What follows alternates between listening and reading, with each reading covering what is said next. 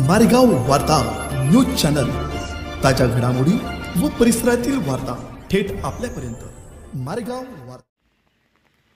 त्या रुग्णालयाचा नाम फलकही फसवा।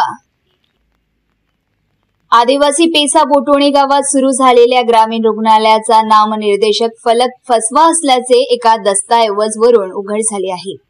बोटोणी या आदिवासी पेसा गावात गेल्या काही दिवसांपासून जनकल्याण समितीमार्फत ग्रामीण रुग्णालय उघडण्यात आले आहे। मात्र स्थानिक पेसा ग्रामपंचायतीला अनभिज्ञ ठेवून सुरू झालेल्या या ग्रामपंचायतीकडे नुकतेच संस्थेच्या वतीने रुग्णालयासाठी ना हरकत प्रमाणपत्र मिळावे अशी मागणी करणारा विनंती अर्ज करण्यात आला आहे।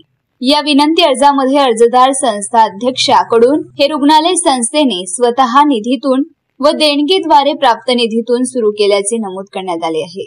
मात्र संस्थेद्वारा उघडण्यात आलेल्या भाड्याच्या इमारतीमधील रुग्णालयाच्या प्रथमदर्शनी भागात नामनिर्देशित फलकावर अनुदानित रुग्णालय असे उल्लेखित केले आहे। त्यामुळे हे रुग्णालय अनुदानित की सेवाभावी असा प्रश्न गावकऱ्यांना सतावत आहे। या संस्थेने उघडलेले धर्मार्थ ग्रामीण रुग्णालयाचे उद्घाटन 10 जुलैला पार पडले आहे। स्थानिक ग्रामपंचायत हद्दीमध्ये सरकारच्या कुठल्याही योजनेसह उपक्रमाच्या उद्घाटन कार्यक्रमाला स्थानिक लोकप्रतिनिधींना पाचारण करण्याचा शासन निर्देश आहे। मात्र बोटोणी येथील ग्रामीण रुग्णालयाच्या उद्घाटन समारंभाला साध्या त्या वार्डाच्या वार्ड मेंबरला सुद्धा पाचारण करण्याची आवश्यकता या संस्थेला वाटलेली नाही।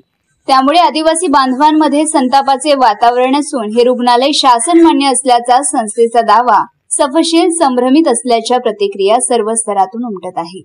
मारेगाव वार्ता सचिन मिश्रा, मारेगाव, यवतमाळ। नमस्कार, मी मंगेश हरिदास विखे, बोटणी ग्रामपंचायत सदस्य, वार्ड क्रमांक 1 मधील। माझ्या वार्ड क्रमांक 1 मधील अटल बिहारी वाजपेयी ही संस्था असून त्या संस्थेमध्ये परबत्ती घेण्यात आलेली आहे। परंतु आमच्या ग्रामपंचायतीची कसलीही NOC न घेता त्यांनी आम्हाला अंधारात ठेवून, आमच्या ग्रामपंचायतला अंधारात ठेवून त्यांनी संस्था चालू केलेली आहे। परंतु त्यात डॉक्टरची डिग्री कुठली, त्यांचे डिग्री कशी आहेत, काय आहेत, तिथे शौचालय नाही, तिथे बेड नाहीत, कसलीही सुविधा नसताना सुद्धा त्यांनी संस्था ते रुग्णालय चालू केलेले आहे। लोकांचा संभ्रम असा आहे की ते डॉक्टर योग्य आहे की नाही, त्यांची डिग्री आहे की नाही, उद्या कमी जास्त झालं त्याला जबाबदार कोण? याला जबाबदार आम्ही ग्रामपंचायत नाही। कारण तर आम्ही शासनाला कागदपत्र दिलेले आहेत। कारण 27 तारीखला आमच्या मासिक मीटिंग झालेली आहे जुलैच्या। त्या मासिक मीटिंगचे आम्ही विषय घेतलेले आहेत वृत्तपत्रानुसार। त्यांचा त्या संस्था चालकाला आम्ही पत्र दिले आहे, परंतु त्या संस्था चालकांनी कसलंही आम्हाला उत्तर दिलेलं नाहीत। आम्ही THO मॅडमला सुद्धा पत्र दिलेलं आहे, त्यांचं सुद्धा पत्र आलेलं नाहीत। त्याच्यामुळं लोकांच्या मनात असं भीती झालेली आहे का तिथे दवाखान्यात जाऊ की नाही, योग्य आहे की नाही, उपचार होईल की नाही, उद्या कमी जास्त झालं याला आम्ही जबाबदार ग्रामपंचायत राहणार नाहीच, सर्वस्वी जबाबदार प्रशासन राहील। धन्यवाद।